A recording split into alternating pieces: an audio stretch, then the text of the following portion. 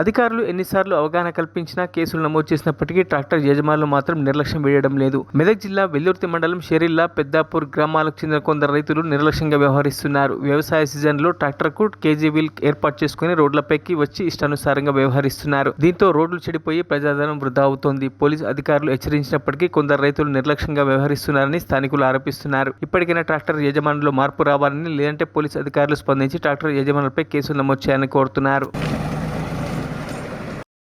అదైతేనే తెలుస్తుంది మీకు.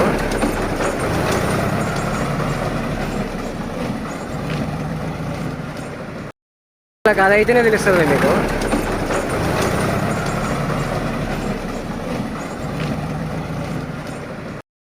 అదైతేనే తెలుస్తుంది మీకు.